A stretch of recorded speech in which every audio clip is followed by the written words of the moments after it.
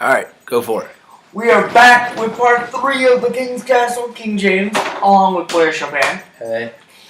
And, ladies and gentlemen, I mentioned that I had some news regarding the upcoming weeks on the WWE Network. Now, Blair, this will excite you. Starting July 13th, the WWE is turning over a new leaf, if you will, because they're starting their first ever Cruiserweight Classic. Ooh. That means they're bringing together 20 of the greatest cruiserweights from all around the world. Wow. And having them compete in a sort of tournament style series. Now, do they have to be wrestlers, or can they just be people who are short and thin? They have to be wrestlers. It's Okay. called the Cruiserweight Division. Okay. But anyway, I was going to suggest my very, very petite grandma.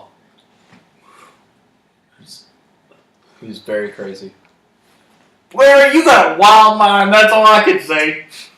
Anyway, they're bringing together 20 of the greatest cruiserweights from all around the world and having them compete in a series of matches over a series of special episodic events beginning July 13th.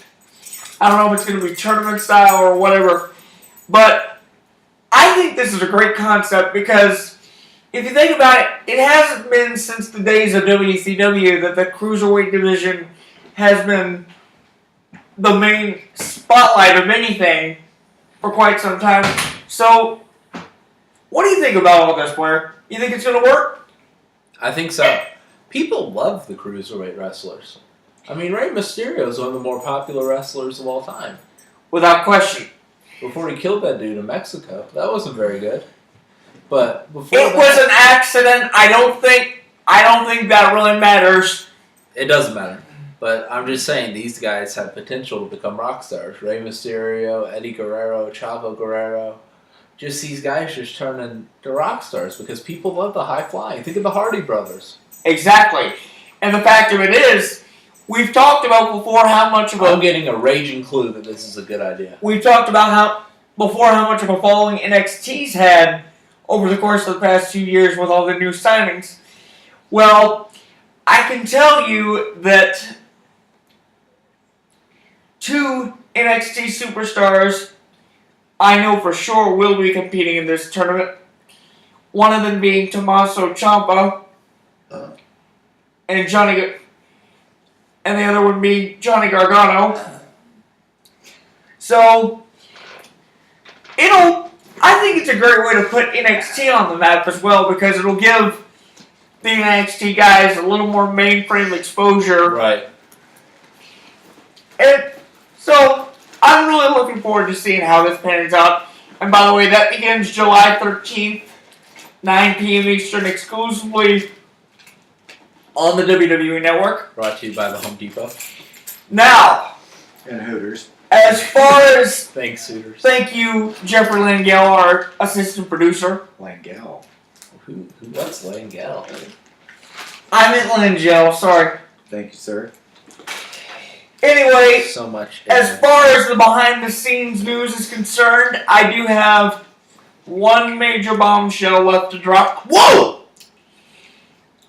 Apparently, just before the Money in the Bank pay-per-view, the WWE held a major press conference in Shanghai, China.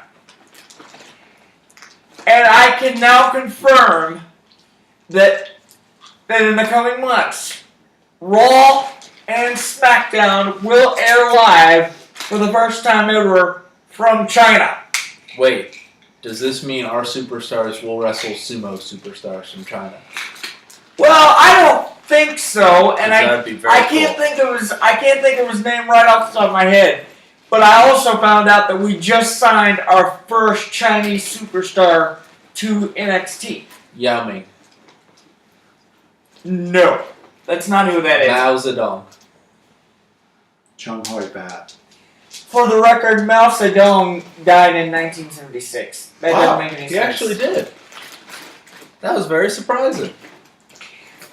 See, I pay attention in history class, folks. You must have. Wow. So Raw and SmackDown will come to China for the first time ever in the coming months. So stay tuned for that. But when we come back, it's time for our picks on what's hot for the week. So stay right there. Can't believe you knew when Mao Zedong died.